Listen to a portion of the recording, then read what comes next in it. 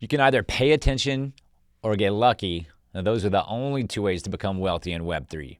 Explain NFTs to people that don't know what you're talking about, because I don't know what you're talking about. As the Web3 market grows to a staggering $5 trillion over the next 5 years, we're here to spotlight the best Web3 projects on the market and deliver them to you.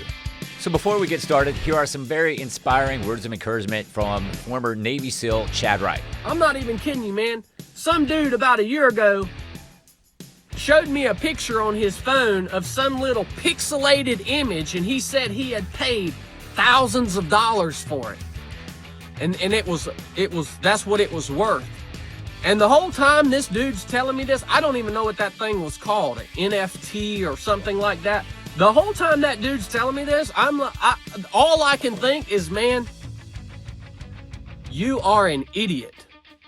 In other news, Donald Trump has launched his NFT project, literally his mugshot from jail. Priced at $99 per digital trading card, the Mugshot edition not only encapsulates Trump's legal history, but also adds a new dimension to his previous digital collectible endeavors. Buyers who purchase 47 or more of these cards, a nod to Trump's potential return as the 47th U.S. president, will be granted an exclusive dinner with Trump at Mar-a-Lago and a piece of the suit he wore during his arrest in August. Can't make this shit up. Yesterday, legendary American thrash metal band Megadeath announced the launch of a new non-fungible token collection, offering fans exclusive access to digital and real-world experiences. The band unveiled the news via a post on X, stating that the collection will consist of 5,000 NFTs featuring their mascot, Vic Rattlehead. Owning one of these NFTs will provide access to experiences like private conversations with band members in the metaverse. Megadeth also noted that they hope to foster a community owned by fans rather than a standard fan club with this initiative. And next we have the Nike Artifact sneakers. The latest launch of Nike's new Artifact Dunk Genesis sneakers is tied to NFTs with an embedded near-field communication chip within the sneakers. These tags will allow for the redemption of a digital collectible. However, this isn't an optional experience, it noted. Personally, I think this is really cool. If you can imagine wearing these shoes, walking into, I don't know, your favorite club or bar or a concert, who knows, and you automatically get special treatment. Maybe they deliver your favorite drink to you, they call you by your name, you sit in a special place, maybe you get backstage guest passes or just treated like a VIP or something. I just think this is a really cool technology and pretty excited about it. Excellent!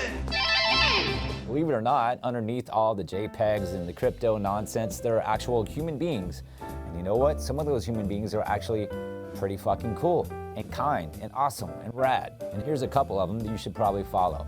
First off is Daniel. He's an artist, really helped us get started from day one. Follow Daniel, we'll link him down below. And then my man Scooter Bear from the Killer Bears. Just been a huge supporter, really helped us with our first video, lots of feedback and just keeping it real. I can't thank you enough, and hopefully we'll see you here in Austin soon, my man.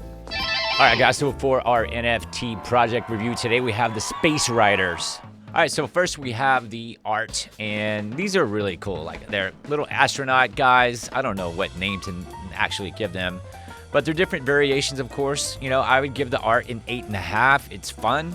It's quirky. I mean, I really like it. And we'll talk a little bit about the utility here in just a moment. But I'm gonna skip founders for now, and I'm gonna go into community on the scorecard. Now, this community is absolutely insane. Like, in terms of like rating, and if you don't know what rating is, it just means like going crazy on Twitter and commenting and sharing and retweeting.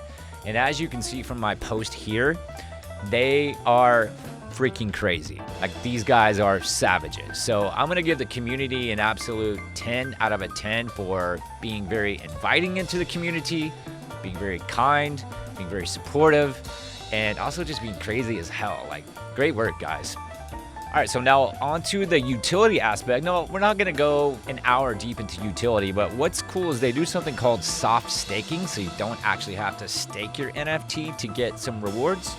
They have a token by the name of Star, so it's just the Star token.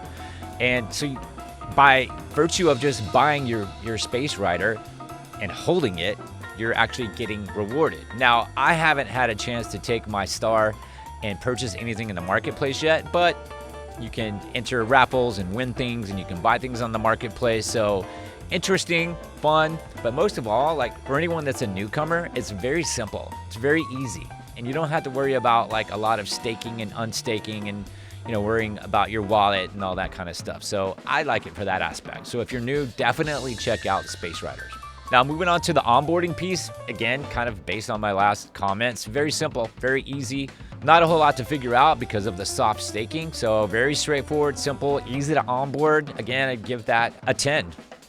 So for the utility, I'd give it an 8. Moving on to the price point, I mean, it's probably $200 to $300. I mean, you could spend a lot more than that, but you could enter into this community of the Spaceriders for $200 or $300. So yeah, I give the price point a 7.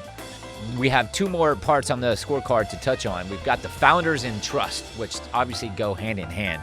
Now, here's the thing.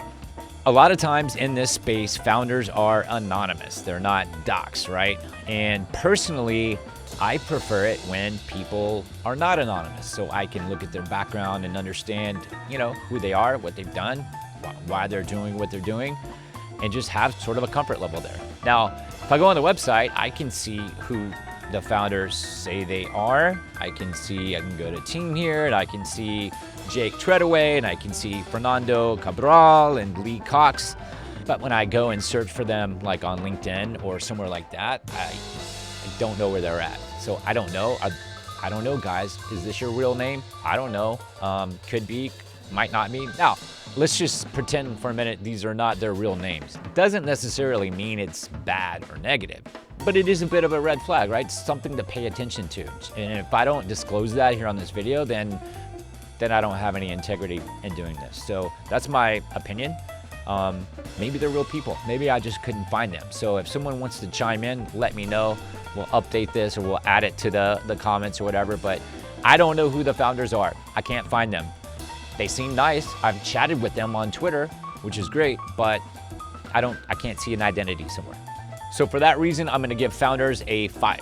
So moving on to trust, you know, I just kind of pretty much hashed through that. Like, I do get a good sense of trust from the community.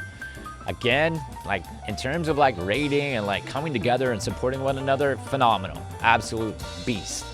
But from an overall trust perspective, let's give it, I'll say a 7. All right, so the Sammy score for the Spaceriders of 55.5 out of 70. Not bad at all.